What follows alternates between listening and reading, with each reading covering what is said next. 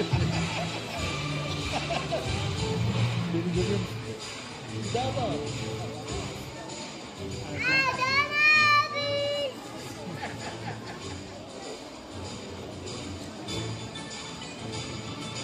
Melek gibi olmuşsun ya. Melek gibi olmuşsun ya. Baksana biraz.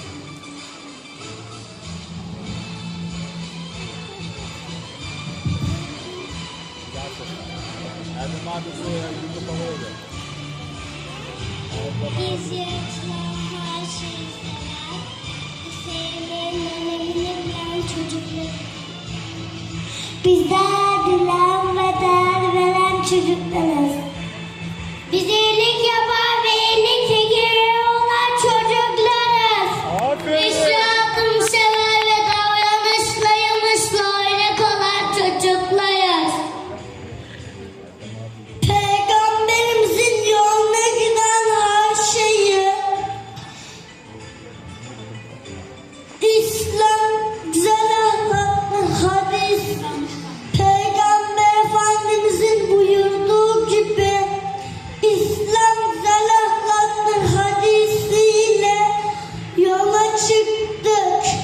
Yerlerimizle vererek davranışlarımızla pekiştirdik.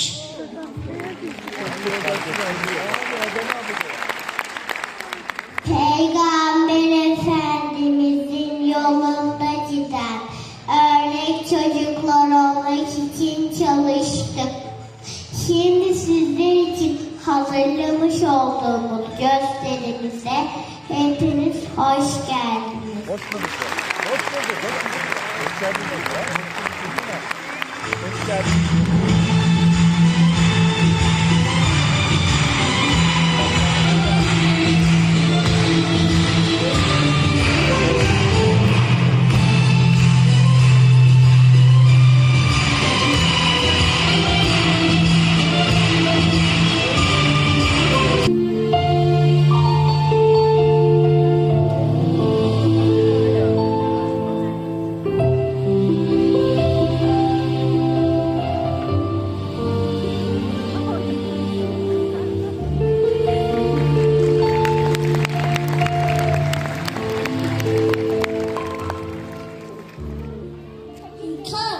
Cuma selamında halkımızın bize ilettiği arzularını.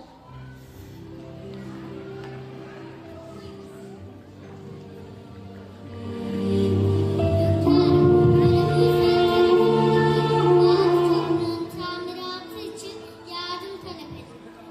Zaten onlar mesajlarını iletene kadar köprü tamir edildi bile hünkârım.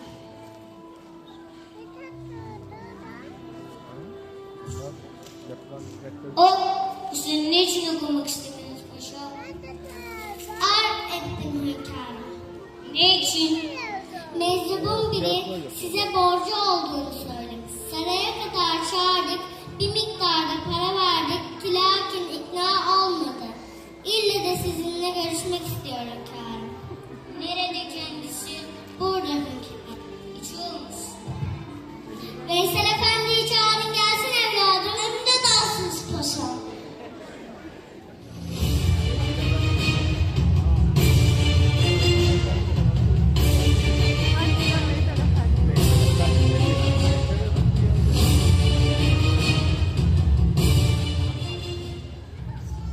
Hünkârım, bana borcunuz var. Size neden borcum var evladım? Hünkârım, ben ticaretle uğraşan biriyim. İsraf ettim.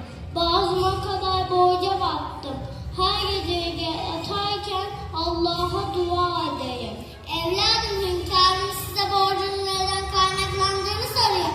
Dediğim gibi her gece yatarken Allah'a dua ederim. Dün gece yanımda Peygamber Efendimiz'i gördüm. Bana dedi ki Selim'imize söyle her gece getirdiği selat, selam ve zikri dün gece getirmeyi unuttu. Git İslamcını ondan iste dedi efendim.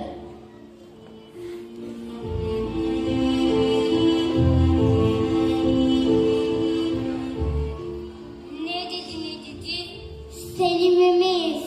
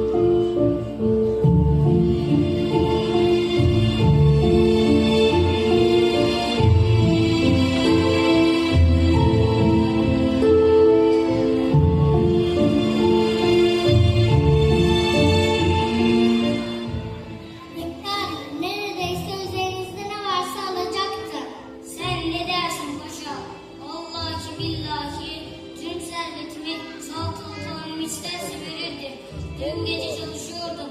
Masamın yüzünde uyuyakalmışız. Salavatı unutmuşuz. Alt ettik paşa. Allah affetsin. Hünkârım, insanlık hali uyuyabilir, unutabiliriz. Olmaz, paşa olmaz. Hiçbir dakika, hiçbir saniye Allah'ın kelamını, peygamber aşkını akıllarından çıkarmayacaklar. Bizler unutursak gelecek neslimiz ne olduğunu bilir misin? Hünkârım, çok üzgünsünüz. Peygamber Efendimiz üzgün olduğu zamanlar Bilal-i Habeşi'ye "Elihni ya Bilal, beni rahatlat ya Bilal" derdi. Hünkârım, biz de yeni yetişen neslimizden bir Kur'an tilaveti dinleyelim de gönlümüz huzura kavuşsun. Yaradan Rabbinin adıyla okuruz.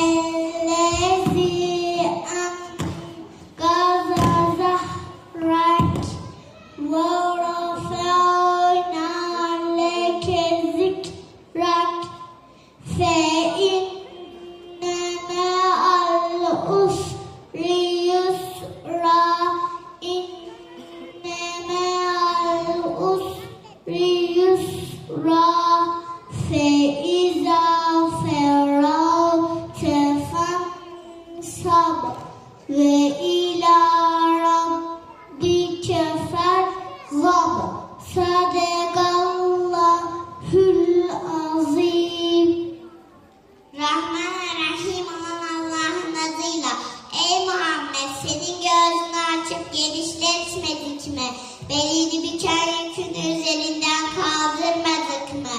Senin şanını yüceltmedik mi?